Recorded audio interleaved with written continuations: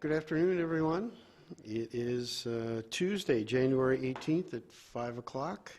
I'd like to call to order the Administration Committee meeting. Can we do roll call, please? Supervisor Long. Present. Supervisor Cook. Present. Supervisor Ard is excused. Supervisor Peterson. Here. Supervisor Peavy. Here. We have a quorum. And I might add, it's good to see your smiling face, Supervisor Peavy. We missed you, and welcome back, and I hope you're feeling better every day. Approval. Yep, thank you. Thank you for that. And been a long haul, but I'm glad to be back. It's good to have you back. As far as our minutes from our meeting on Tuesday, December 21st, does anyone have any comments or corrections or additions, deletions, etc.? Hearing none, the minutes will stand as published. Public comment. I know that there's at least one supervisor who would like to make public comment. If it's regarding a particular agenda item, I'm going to at least offer for you to make your comments at the time we discuss that particular agenda item to give you a little more opportunity to weigh in on that issue if that's preferable. Thank you, Mr. Chair. Any other public comment at this time? No public comment. We'll move on to our first business item. Ken, would you like to give us a little background on this very important issue? Yeah, we'll call Sean Lentz up here in just a second to go over the financial implications of this project, but to frame it for you, we're looking at a KIP project that we've had on our horizon for a couple of years now. We created the subcommittee, and based upon interest rates and needs of the county, and the growth rate of the county, the subcommittees recommended that we move forward with that project and actually move it up. That's the second item on the agenda, is moving the project budget-wise from 2023 to 2022. And the first agenda item is the initial resolution authorizing the issuance of the debt that would cover that project. That project is an $87 million project. You see a $90.965 million bond issue because we're throwing in a refinancing of about $3 million, just under $3 million in there. Since we're already going to be doing the debt issue, we can save a little bit of money by rolling that in there. That's the reason for the difference between the project scope and the total amount of the bond issue. So that $87 million project then would cover the expansion of the government center, as we've been discussing for the past few months. And it is a big project for the county. But I think it might be time for it. So with that, I will turn it over to Sean Lentz, if you want to head up to the podium, Sean. And he will go over the project implications then for our taxpayers. Yeah, thank you, Ken. I'm going to take one to these EV with the rest. I think I did 12.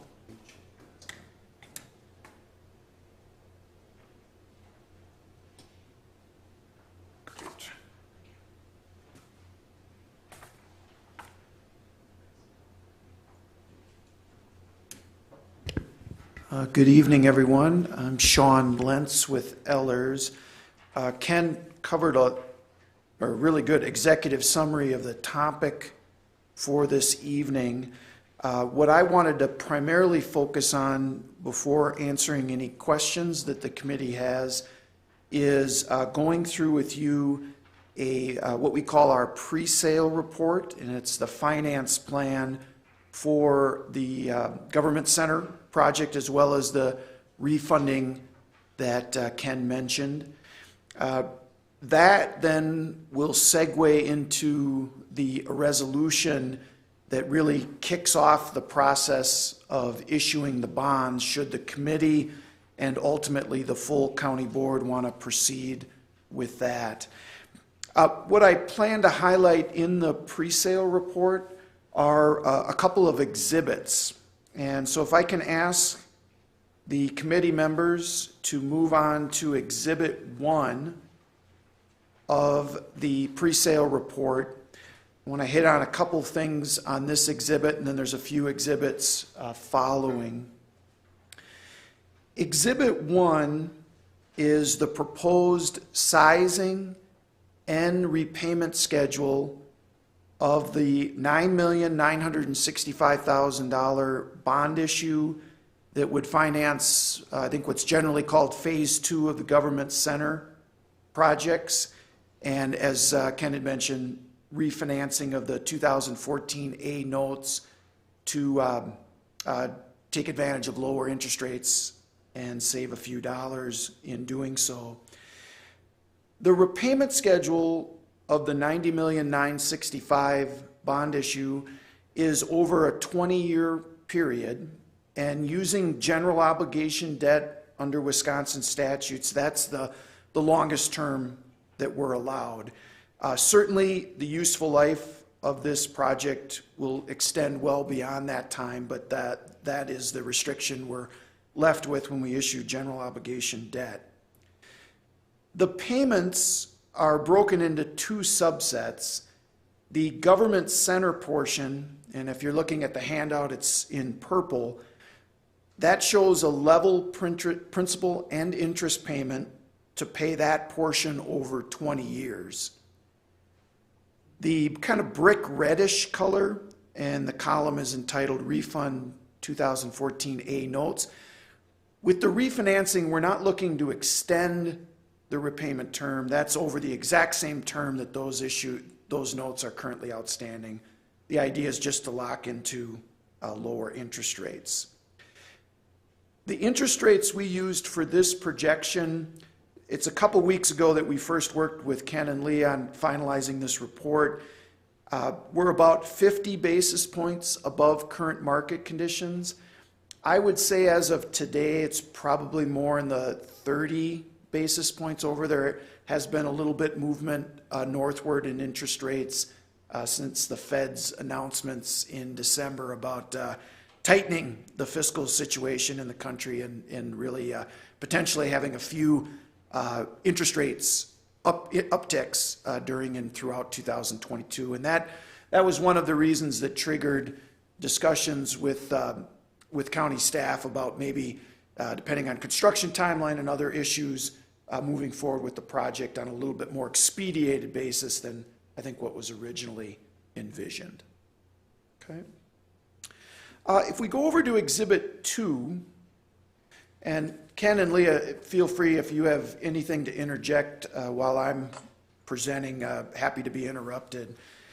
On Exhibit 2, one of the things we want to review with the county board, the committee members today. Mr. Chairman, the audio and video has been frozen. Oh, yeah.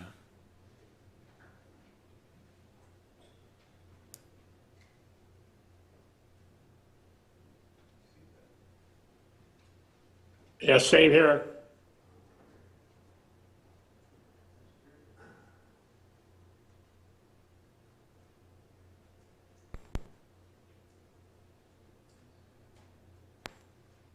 Is the audio back now? Can you hear us at all? Apparently not.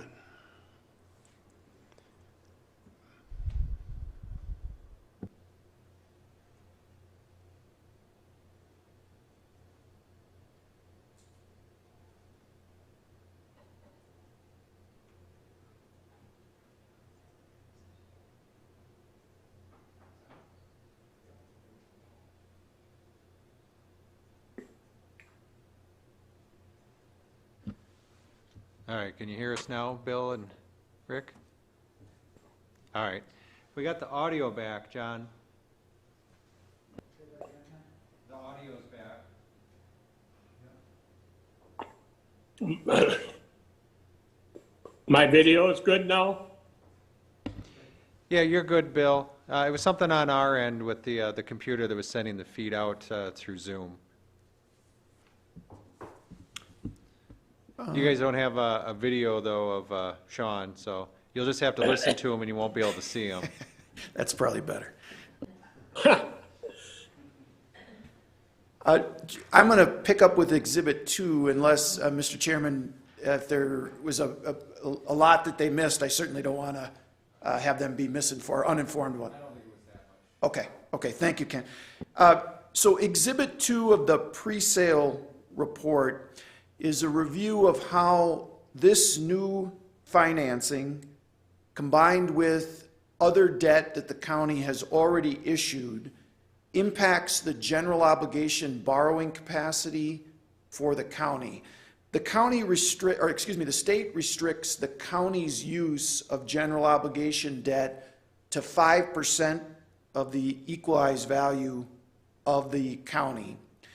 And currently, that number is over 600 million, given the tax base of the county, which I believe is currently over 12 billion in value.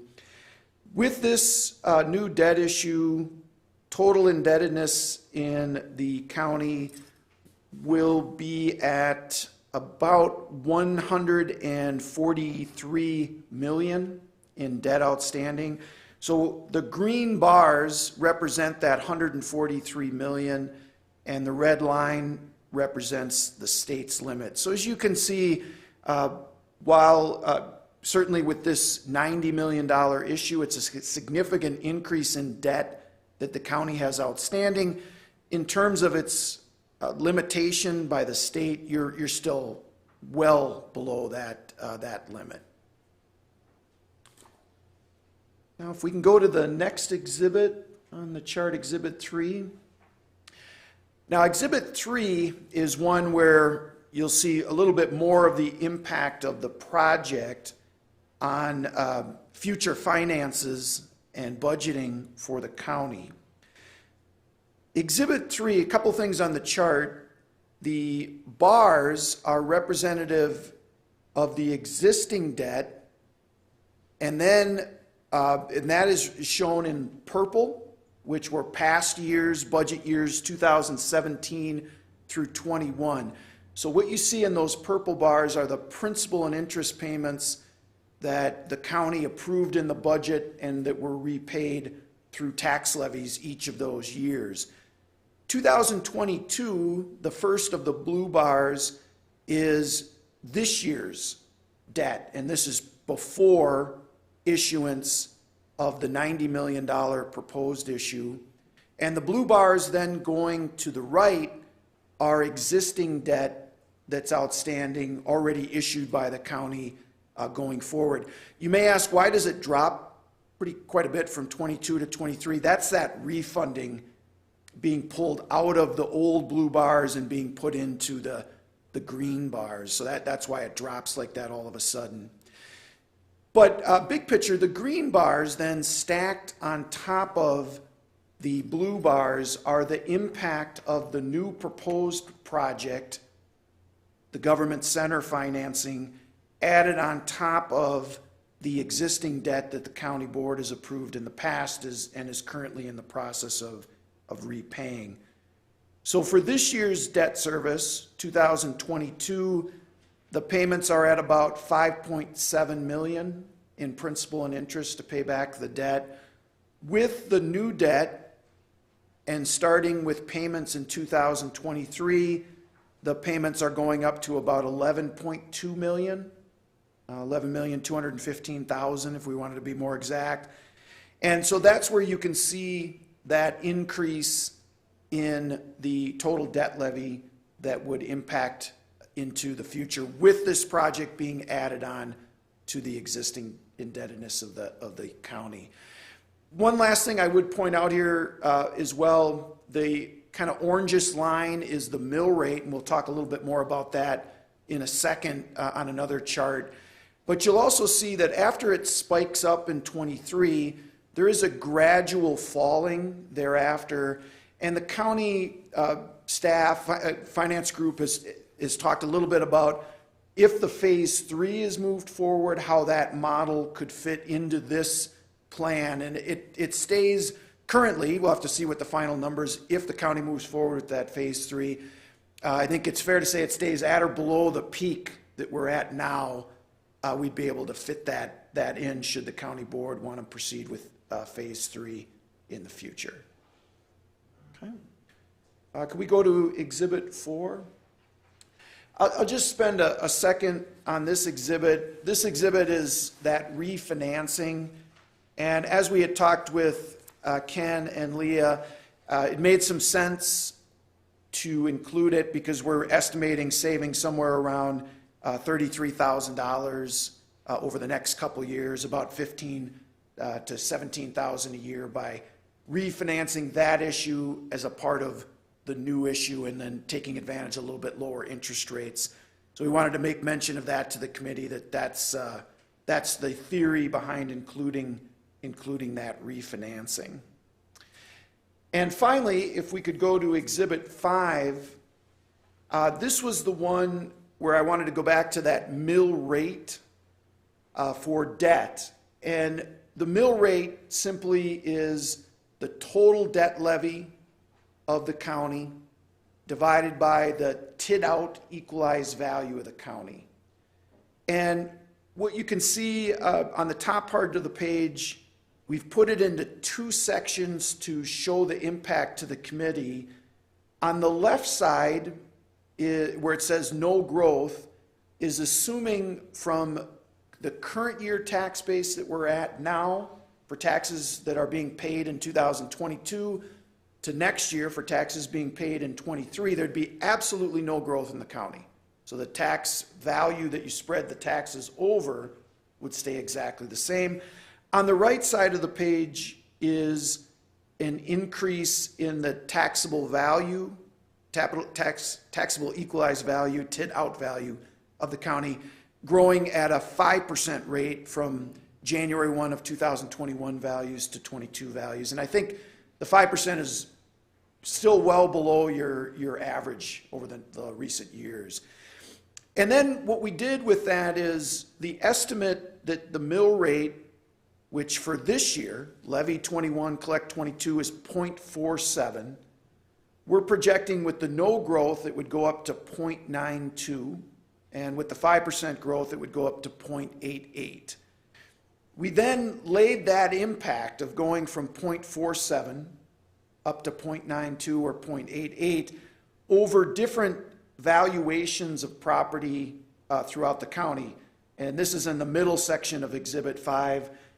We used a range from 100,000 out to 5 million. So let's, for the sake of discussion, pick the $400,000 property value. With no growth, the increase from debt, now this doesn't take into anything else part of the county's budget, this is just debt alone, there would be an increase of $182 with the no growth scenario, again from taxes this year, 22 year, to the 23 year, and with the growth scenario, $164 increase.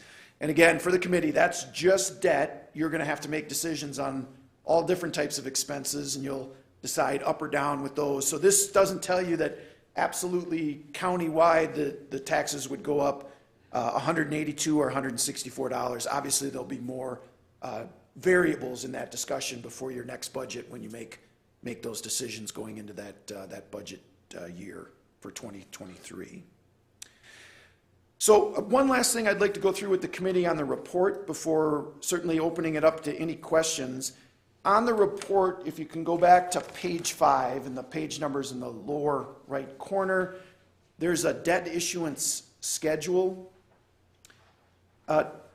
Today is not listed, thank you, perfect on the top there, on the schedule, but it's a very important committee meeting leading into the county board meeting on February 1st. What would be on the agenda for the first is this initial resolution that is on your agenda this evening, as well as the pre-sale report. And if approved at that time, the more formal debt issuance process will begin. We'll work with county staff, and we've already started a lot of this, but we'll work with county staff on preparing what's called the official statement, and that's the prospectus that gets sent out to potential bidders on this bond issue. We'll look to be circulating that in the middle of February. You can see around the February 14th, Valentine's Day week. And we're also going to be having a conference call with Moody's Investor Service that has a rating, bond rating on the county. Currently, you probably are aware that rating is excellent. It's a double A1, one below the very best AAA rating. We'll go through that process of renewing or refreshing that rating with Moody's. And that would all move us forward up to soliciting bids on the morning of March 1st. We would get the bids in the morning, and I believe you're meeting that evening. We would come and present the results of those bids to the county board, and at that point, you would have an offer to buy the bonds at a specific price and interest rate, and you'd be asked to accept that winning bid or reject it at that meeting. If you were to move ahead with accepting it, then approximately 2.5 weeks later, the bond issue would close and the funds would then be available to start paying construction projects moving forward. So that's the preliminary timeline. With that, I think I've covered all the material I wanted to get to in the pre-sale report, and would certainly turn it back to the committee for any questions that you would have. Yeah, I do have a couple things maybe to add Yeah, go right ahead. to Sean's presentation. When we talked about the mill rate for the debt issue, you can see that increase of 40 cents or so that's going up. If you look at the total county mill rate, our mill rate 2 years ago was $3.51. And our mill rate this year for the tax bills that just went out was $3.11. So our mill rate has dropped by 40 cents over the last 2 years. So this takes us back 2 years. So it's more money. It does set us back as far as our tax rate concerned, but it's a 2-year setback. And then we're going to continue to decrease the mill rate again after that. So debt is just one part of the total county financial picture. So taking that into consideration. Two, then, I wanted to point out, if you go back a couple more pages, Adam, thank you for sharing that, to the executive summary, the purposes. So the title of the resolution, Quarles and Brady provided me the language of the resolution that's going to provide us for the government center, or actually for capital improvement projects, including the government center expansion. But that does include any additional projects within there. With a project of this scope, it's hard to estimate, you know, exactly what that cost is going to be. And when we borrow this money, basically we want to spend it all within the next 3 years to conform to the rules that are laid out for us. So you have to have your primary use, and then you always have that secondary use. So if the bids came in really well and we're under budget, but we've already issued the bonds and the money's sitting in the bank, what are you going to spend that extra money on? So the language we're using in the resolution is going to be for other capital projects. Not exactly what we worded here. This was the earlier language that was used. But the formal resolution that's in our packet is other capital projects. So that's any other capital project that we have. So whether that be the highway shop that we end up moving up, whether it be a parks project, whether it be any of the other number of projects that we do have that are a lot smaller, but some of those are the bigger ones. So that's what you could use the money for. The other important consideration, I think, with this bond issue is I'm asking you to borrow the full $87 million of the project, but you know that a part of this project, about $10 million worth, is the City of Hudson's portion.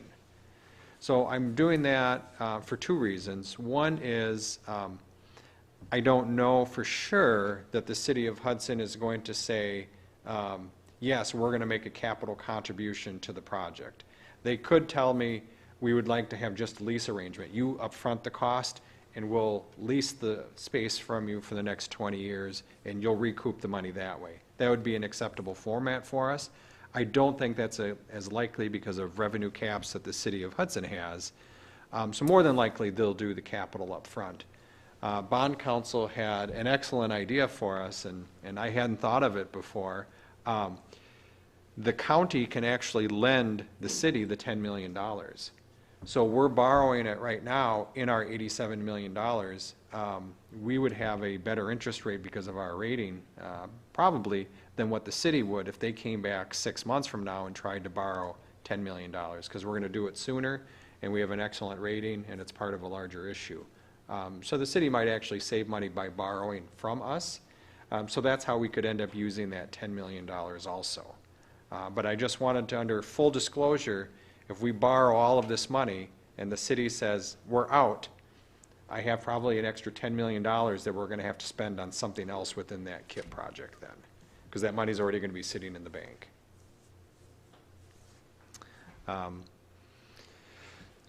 So I wanted to go over those points with you.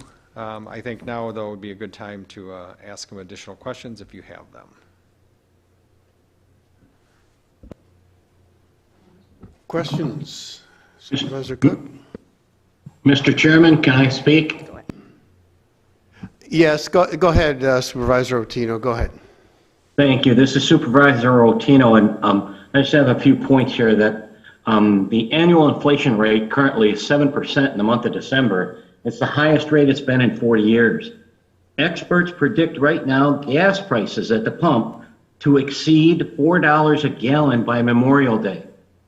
Hudson Schools is proposing $75 to $100 million in new spending for construction projects. Home energy costs are skyrocketing. I'm sure you've all seen that on your recent bill. Older residents and those on a fixed income may be forced from their homes as they won't be able to afford to live in St. Croix County. Now is not the time to expand the government center and add to the tax burden of St. Croix County's residents and to the taxpayers. Thank you.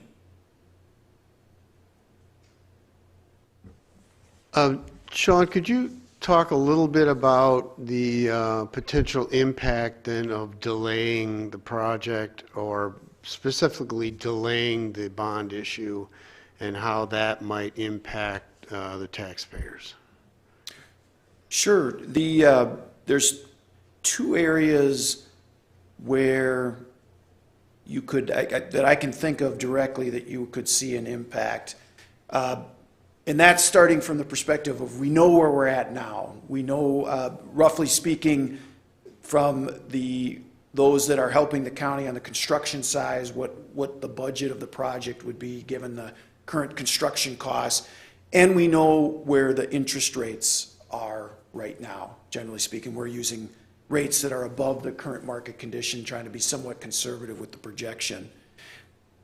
If we see increases, say inflationary increases on construction costs, coupled with increases in interest rates, what we're likely to see on the exhibit that you have here is that top bar, which has the impact in 2023 of the levy going up from 5.7 million to 5.2 million, that number would end up being higher. And the bars going forward would also end up being higher than what you see projected here, because you'd have a more expensive project with more expensive interest rates to pay it back.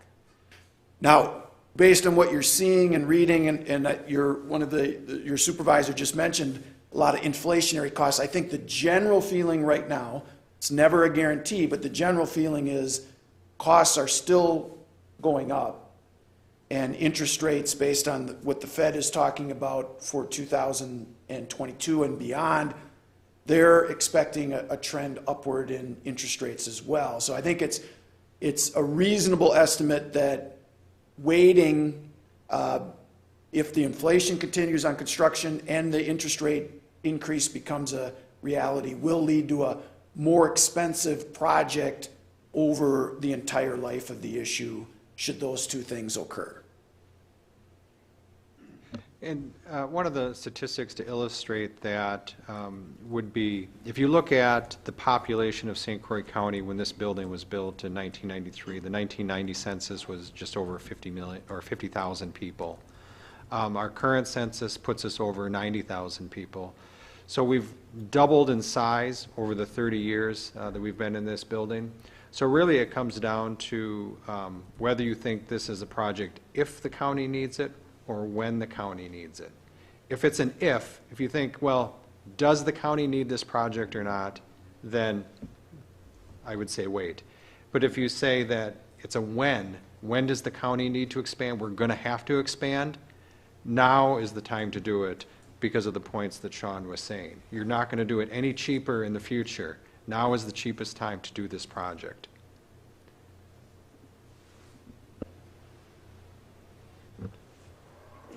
It's a big number, but I agree with you. The timing, I think, is very critical. And if we wait, the project's going to cost more, as you're pointing out, and the interest rates are going to be higher. And in the long run, it will end up costing the taxpayers quite a bit more. And I'm very concerned about our short-term outlook, but I think in this kind of a project, we have to look long-term. And so I think the timing, quite frankly, is very critical. And I was the skeptic at the very beginning, I'll admit, but I was convinced that the need exists, and the more we talked about the timing, I came to the realization that we just need to move ahead with this. So that's my opinion.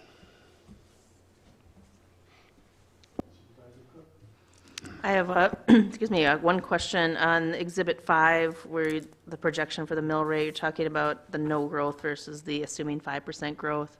Can you talk about what historically our growth has been the last few years? Yeah, historically, our growth has been in the 7 to 8% range, with some years exceeding that. I don't know that we've had any year below like a 6.8 or a 6.9 in the last decade.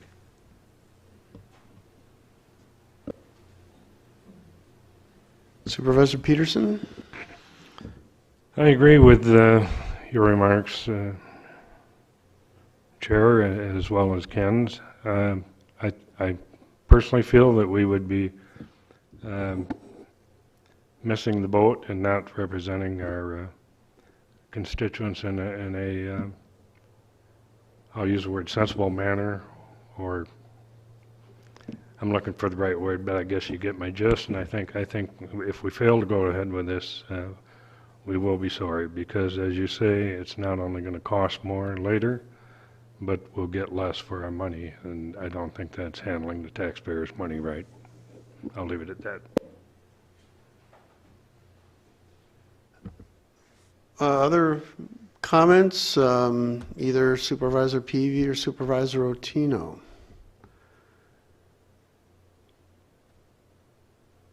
Yeah, I'd like to close with one thing.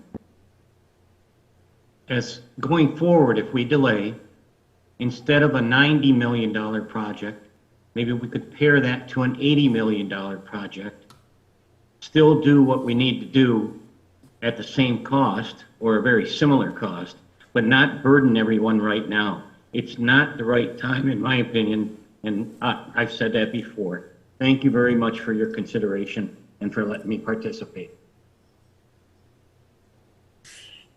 Can I chime in?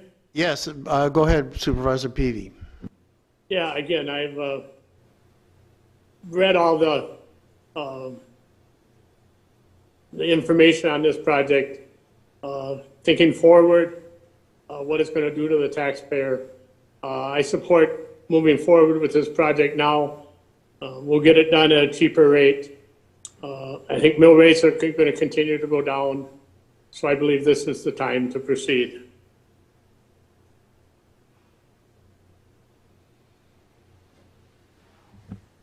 I'll make a motion to approve the resolution, if I get the wording right, authorizing the issuance of the general obligation bonds. I'll second. Okay, further discussion, comments, questions? Supervisor Cook?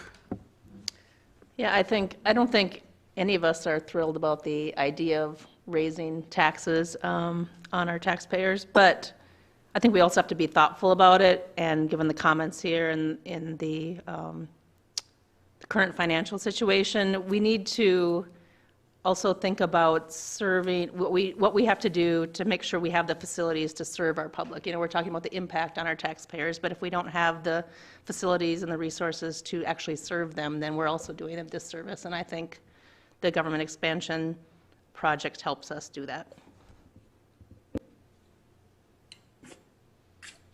Any other comments, discussion? Okay, I guess we're ready to vote. Do we need a roll call vote on this? We don't. Okay, thank you. Okay, all those in favor of the resolution signify by saying aye. Aye. Any Aye. opposed? Any opposed? That passes unanimously. Thank you, Sean.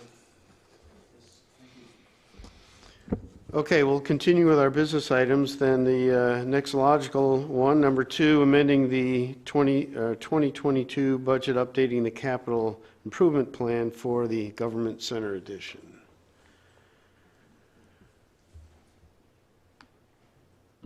Yeah, so this budget amendment, as soon as I get to it on the screen here, this budget amendment is the formality side of this project, but it's moving it in our KIP from 2023 to 2022. So we had been looking forward to this project, but like I had mentioned before, if we borrow the money, we have 3 years to spend it.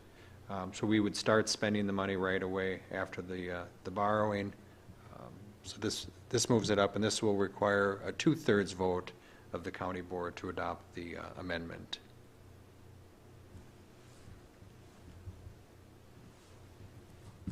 Questions?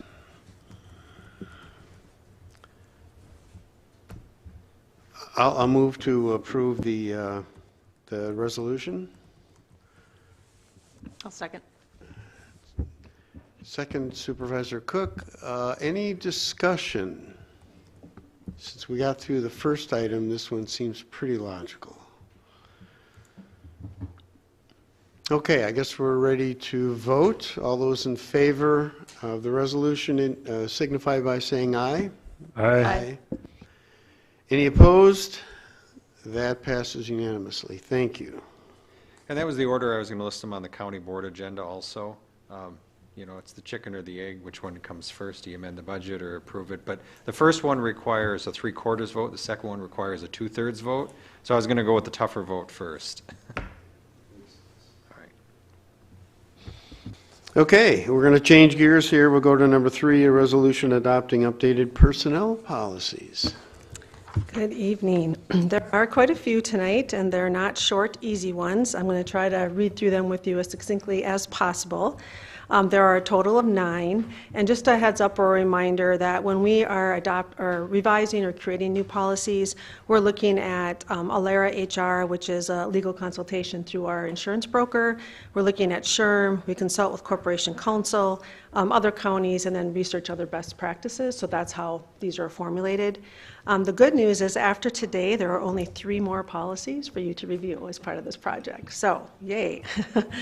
So the first one, I'll try to be succinct in some of the updates. So Section 7.1, Employee Conduct and Work Rules. This is a new policy, but not all the information is brand new. Nor are the expectations outlined. We broke apart what our current Article 13 is, which is the discipline policy, and we pulled out the grounds for disciplinary action section and put the info into this new policy, and we titled the section Unacceptable Conduct. Then we also added a few other examples that were taken from other county policies of unacceptable conduct. We made, as usual, formatting changes. We then added definition section and then added all the sections from 7.1.4 through 7.1.6. We took this language primarily from our neighboring counties of Eau Claire and Dunn because they had a good policy in place, we felt. You may notice that in the summary of changes info in your packet, it references that we added a 7.1.7, consequences of policy violation.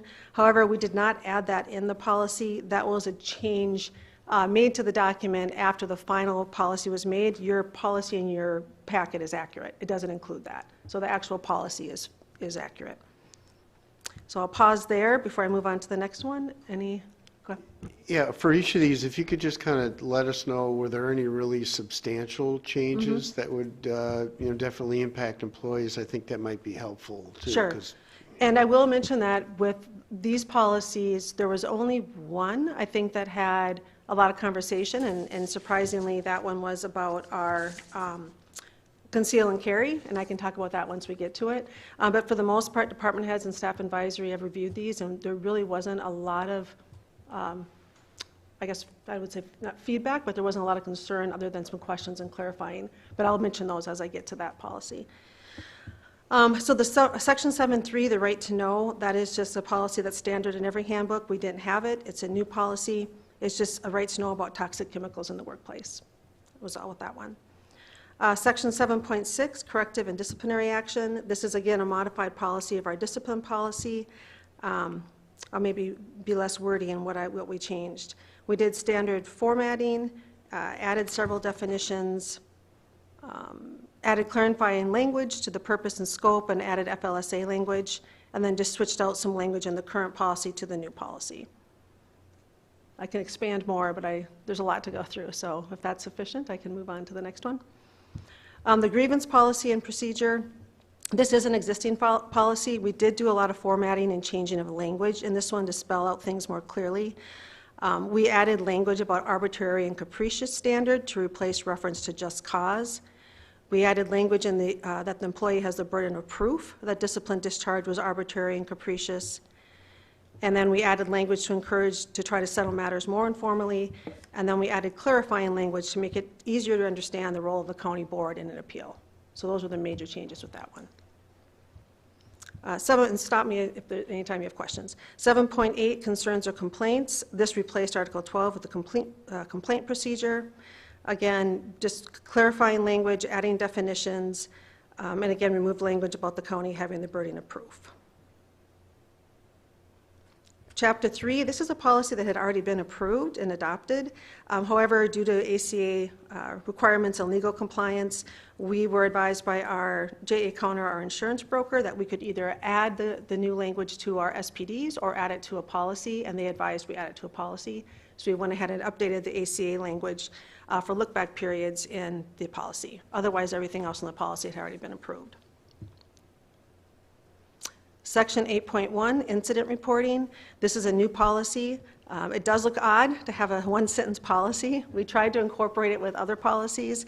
It just didn't seem to align. We think that once we combine them all into one chapter, it'll look more like an introductory statement to the chapter that it's going to be in. So hopefully it won't look so odd to have this one-sentence policy.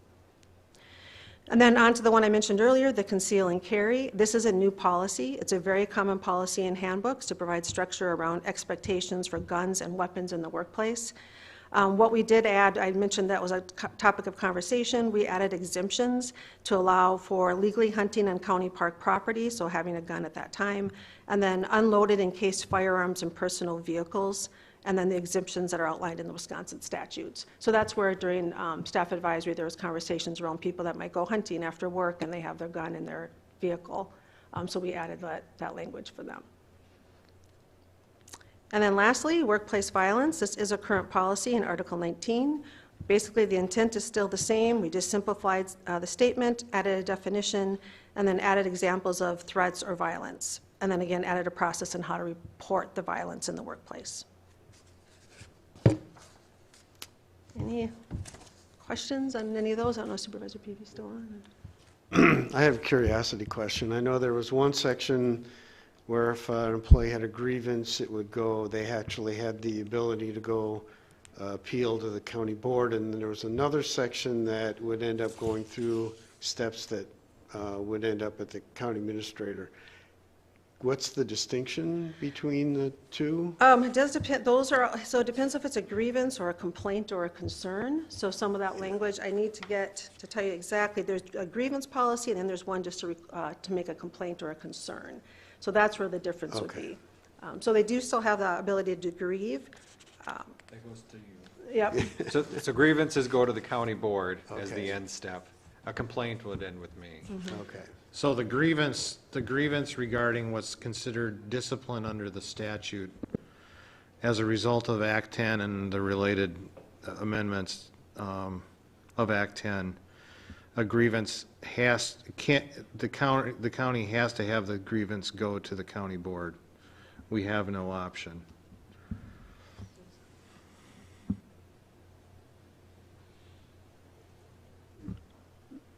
Other questions? There's a lot to go through. Okay, I'll just go ahead and make a motion to approve the resolution for the updated personnel policies. I'll second. Second, Supervisor Peterson. Any additional discussion or comments? Hearing none, we're ready to vote. All those in favor signify by saying aye. Aye. Any opposed? That carries unanimously. Thank you, Tara.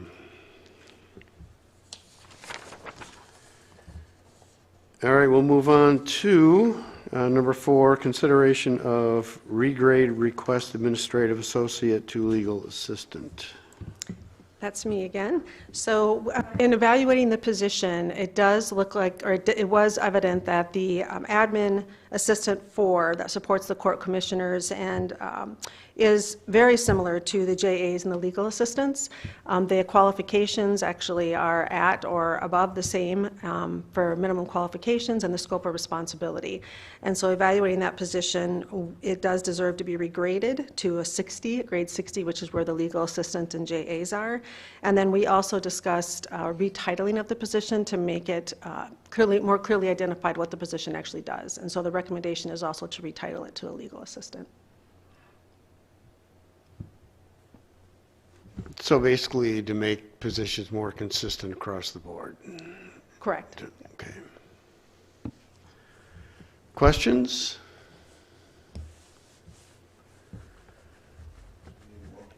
We need I'll move to approve the regrade request. I'll second. Okay, additional discussion, questions?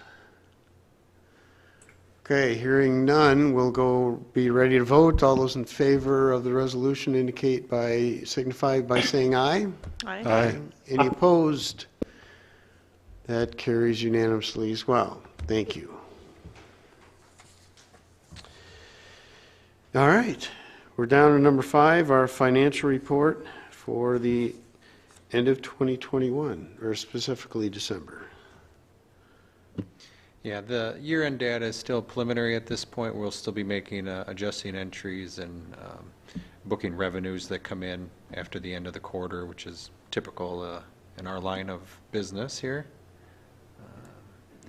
Get this to slide down. If you look at our sales tax and our vehicle registrations, they're both on target or ahead of target for the year. So those are doing very well. Our ARPA projects that we have listed here,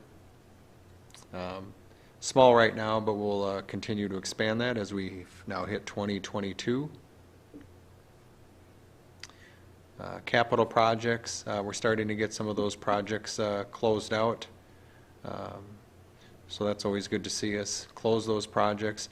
Anything that doesn't get spent within the KIP stays within the KIP, so it rolls over and becomes seed money for the next projects. And then the financial report that we go through. So again, all of the departments have done very well with their expenses. I project everyone will be on target or really close on the expense side. Revenues are right on projection. We did give our financial advisor, investment advisor a hard time because of his poor performance this year, but that's probably reflective of lots of people's portfolios. So, are there any questions on the financial reports? I just had one on the ARPA status. Yeah. Because I know that there's this large unreserved ARPA balance, and I thought we had kind of targeted the vast majority of that initial payment, and I wondered why those aren't reflected on here.